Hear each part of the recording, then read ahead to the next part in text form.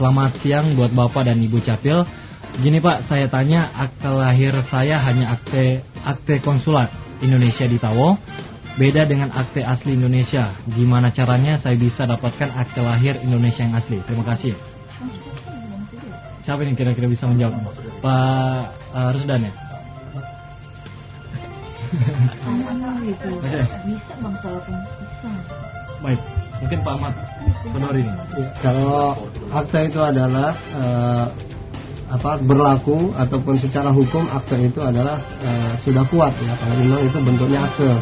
Tetapi kalau memang itu masih berupa surat lahir dari konsul, maka mekanismenya sesuai dengan Undang-Undang 23 dan Perpres itu konsul dapat memberikan akte itu, ataupun di Indonesia juga, di dalam negeri juga bisa dengan dasar surat lahir dari konsul itu, setelah kembali ke Indonesia bisa mendaftarkan diri untuk mendapatkan akte kelahiran. Jadi nanti akte kelahiran itu akan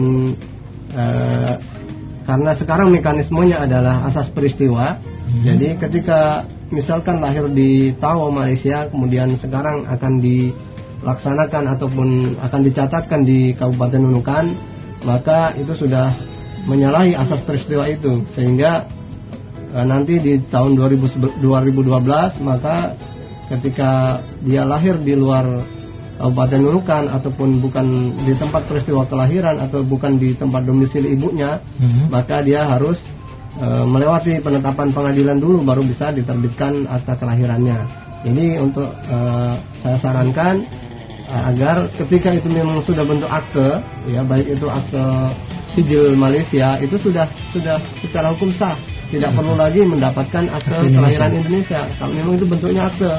Kecuali kalau masih berbentuk surat lahir, maka harus dibuat boleh di perwakilan Republik Indonesia di Tawo, Malaysia, ataupun di Indonesia nanti dapat memperlakukan itu ketika ada penetapan ke pengadilan. Tetapi sampai dengan Desember 2011 ya ada aturan ataupun surat dari Mendagri bahwasanya diberikan dispensasi untuk yang lahir di luar peristiwa kelahiran.